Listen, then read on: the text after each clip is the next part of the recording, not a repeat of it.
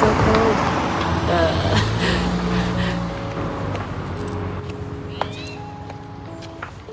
The bang ads are back. That is. Oh yeah, I never did a haircut reveal, but she did like really nice layers, and she did style it when I was there, when I was leaving. But my hair is naturally pretty straight. I did use the Dyson Airwrap with like the big brush attachment, but my hair just naturally straightens out. But she added this part this time, and I do really like it. It's kind of like a hybrid Hime cut kind of feel. So, okay, bye.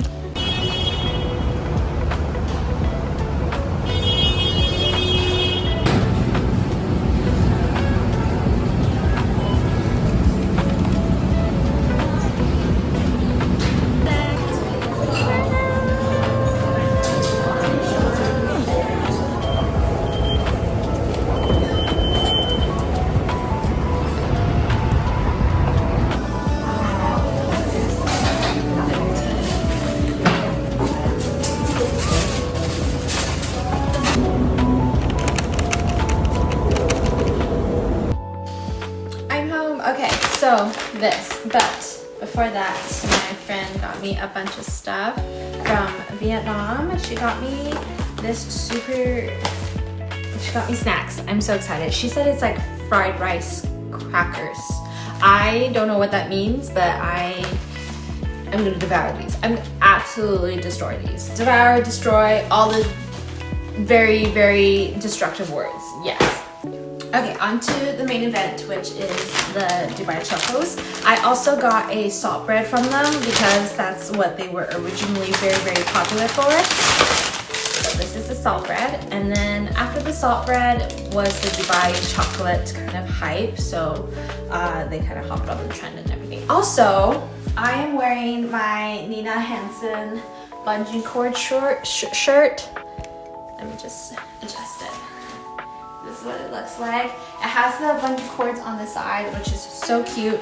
Such a cute detail, and yeah, it's one of my favorites. It's one of the brands that's local to Vancouver that's very low key. All of these shirts are one of a kind because they're all upcycled, which I love the concept of. And they all fit kind of differently because obviously the shirts are all different type of materials, different type of cuts, different sizes, etc. So incredible. Definitely check that brand out. And this is one of the pieces that I got from the boutiques that I was mentioning in my last video, where it really like inspired me to like want to be a little bit more stylish, a little bit more like intentional. So, you know, we're off to a good start with that one. Yeah, super cute. I love it. I love it so much. Now we eat. Should I start with the salt bread? It does say tastes better if you warm it for 20 seconds. It's around like 4:30 right now. Okay, I'm gonna eat a Dubai chocolate cookie because I got two, and we will eat the little salt bread in a little bit. So I got two. One of them is just the regular Dubai chocolate cookie, and the other one is with strawberry on the inside. I'm so excited. Okay. So I'm gonna have the strawberry one first, and then I'm gonna have the regular one and the salt bread in a little bit, if I really enjoy this. I'm so excited. It's huge though. Look at how big this is. Like compared to my hand, it's literally like this big. Ooh, I smell the cocoa. Cut it this way. Ooh. Ooh, it's crunchy. This one they put in the fridge because I'm guessing the strawberry. Ooh, interesting. Okay. Ooh, I do see the strawberry in there. Give me a sec. Oh my goodness. How do I even? Okay. Cross section time. Oh my god, look at it. This looks insane. Okay.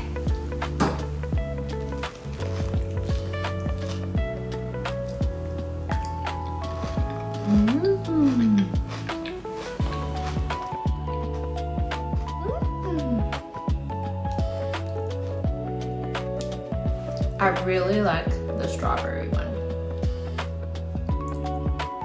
I get the nuttiness of the pistachio part, the Kafka would probably be really good on its own, but the strawberry adds this like sour and tartness to it. I think really cuts through that like really sweetness of it. This is really good. It's really good. Oh my god. I get it. I get it now. There's like cocoa powder all over my tripod. I need to wash that, but a crime scene. Okay. Second half. This is really good. This is really good. I like the strawberry one a lot. I think the strawberry adds another layer of flavor, and it also cuts through the kind of, I think if it was all just the Kafka, it could be too much. Because when I first tried Dubai chocolate, I liked the first 2 bites, and then after that I was like, okay, this is enough. I can't have too much of this. I think the same thing with the Kafka, although it's a little bit more nutty than sweet, I still think it's gonna get too like one tone. But the strawberry really cuts through that. It has this like tartness that's really, really nice. And there's chocolate all over my mouth, all over my hands, all over my tripod.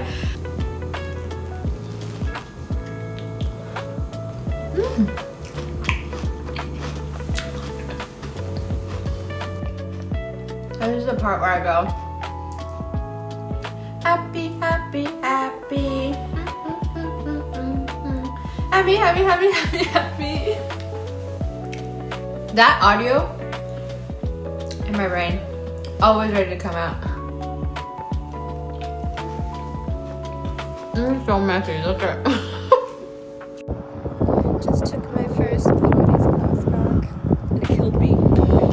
It's also super windy today. Oh, that's a Cybertruck.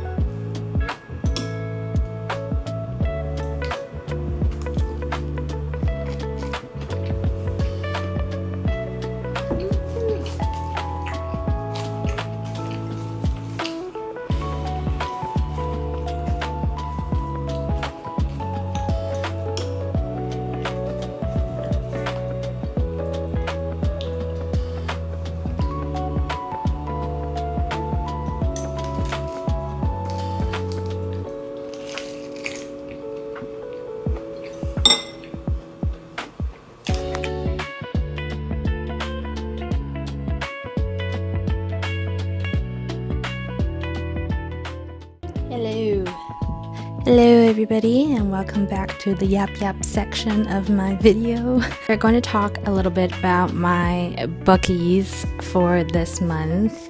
I have my journal, my budgeting journal, and the book of the month all in here, and we're gonna have a little chit chat and talk about them.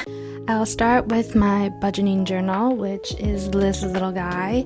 I started budgeting, I would say, December of last year, and then more kind of getting back into it January and February, and of course we're in March right now. But so far I've been getting a little bit more of a hang of it.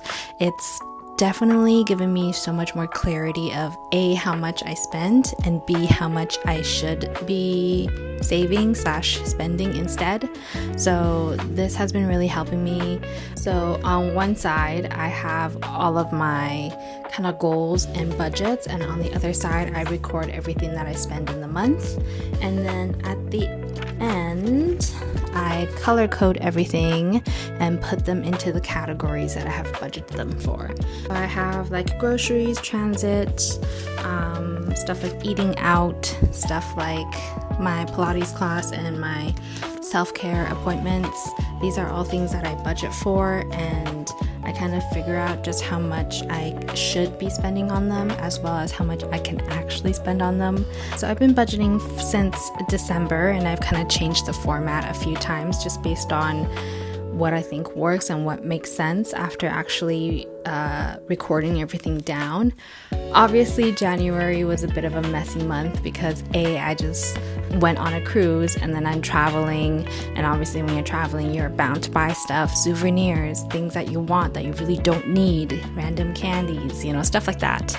And then when I got back, I immediately went back to Taiwan, which is another trip. And then in February, it was Lunar New Year's. It was like, oh my gosh, it was just crazy. So I feel like the budgeting has been kind of all over the place. However, I think the experience was really nice because it was so messy that I had to really pare down exactly what it is that I need to focus on.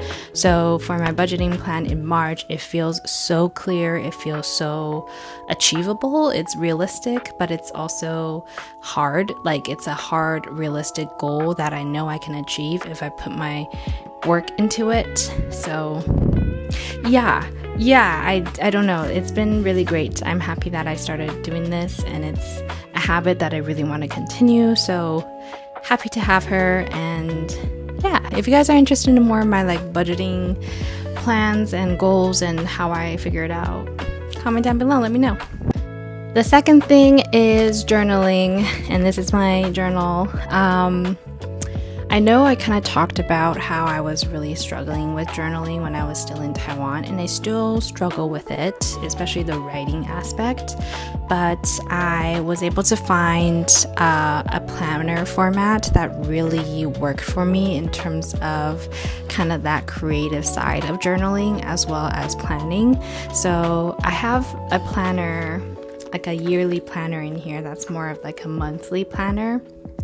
And on one side is the monthly planner, on the other side is a grid page, and I've been really enjoying that aspect of journaling because I've been kind of scrapbooking and kind of writing some of my thoughts down on those areas.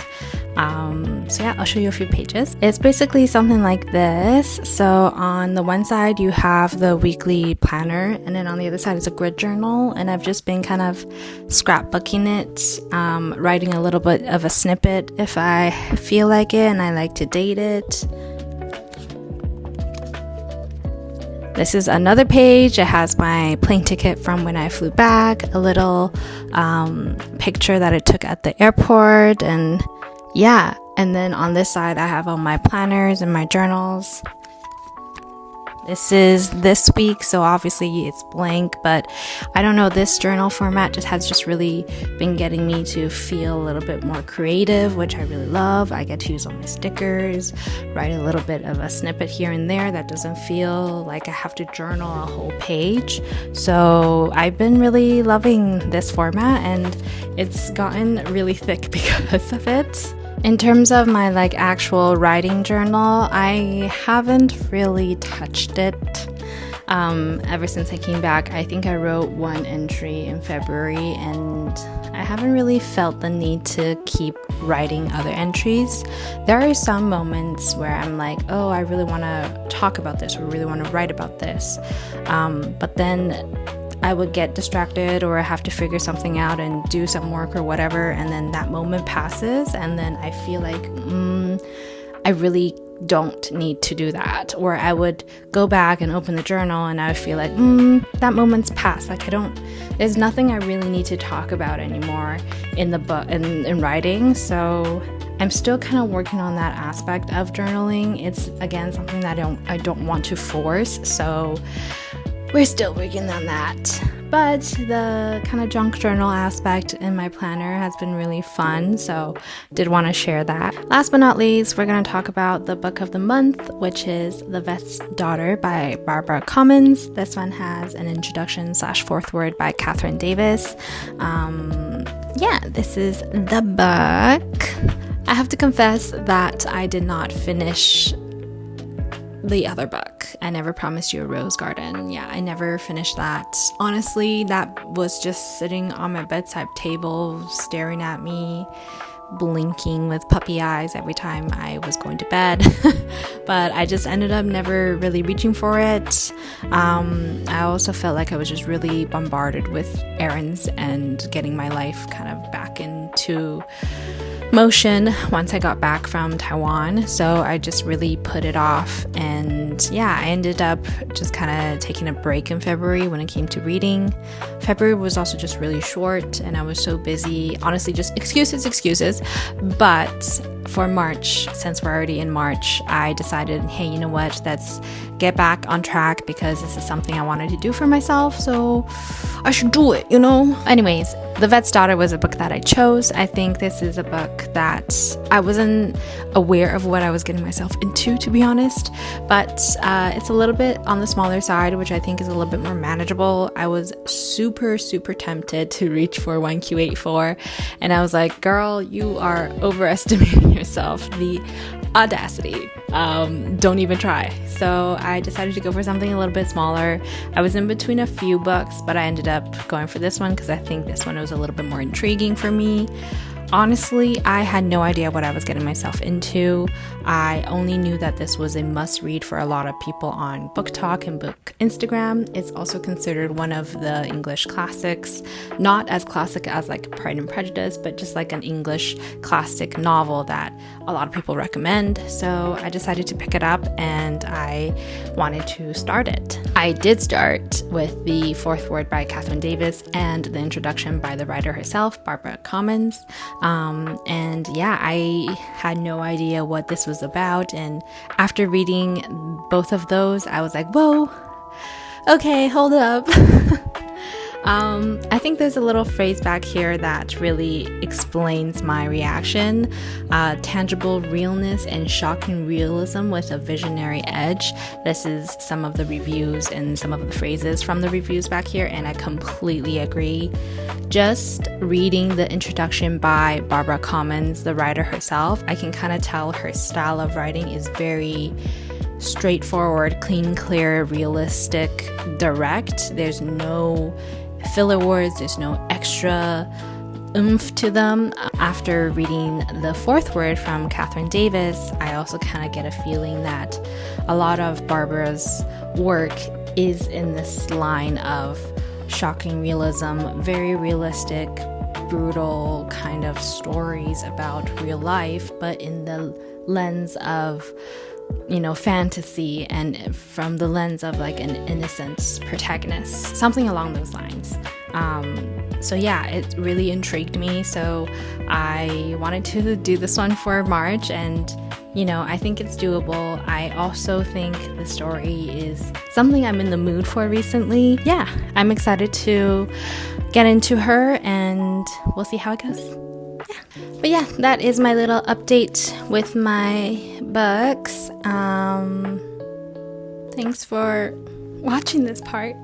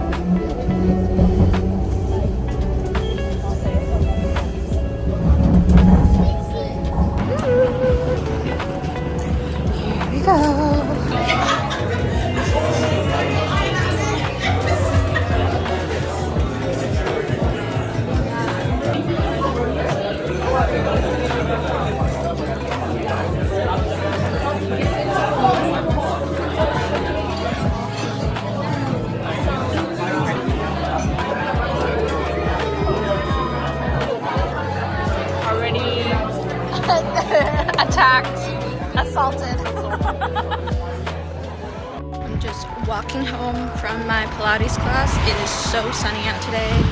Literally so sunny. In my Milk Mom fix. Got my matcha fix. Oh my god, my wrapper. Stop. This is my like second Pilates class ever since I got back, and the first one absolutely decimated me. But I'm feeling a lot better this week. I feel like I'm getting back into it, and I do feel a little stronger ever since last year's procedures and stuff. So yeah, all good things.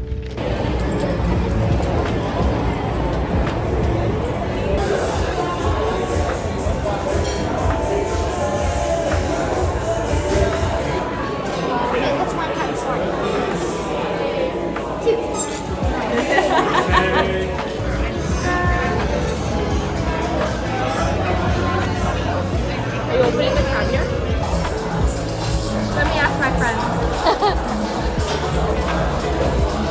You have friends in all avenues. I do. Travel, Retail, travel, renting. yes.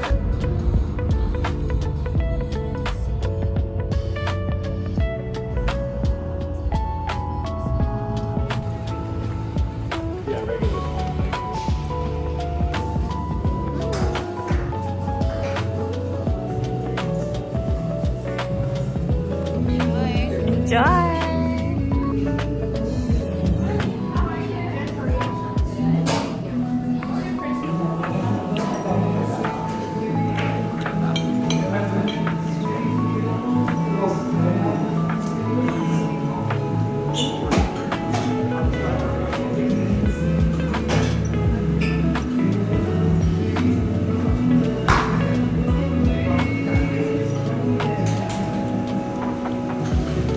I'm doing a little task, but I want to show everyone my pickle.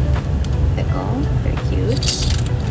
I am just putting stickers on a card, and I really needed this task. I really needed this. It's not my usual work, but I really needed this. Just a way from people right now. Anyways.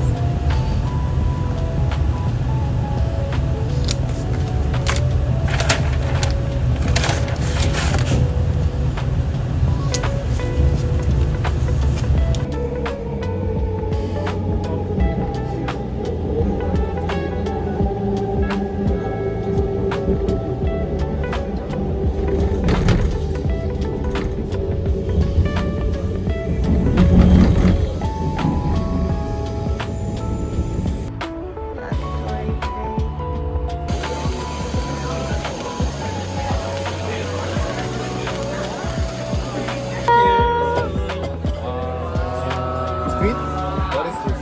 Oh yeah, that might be this one.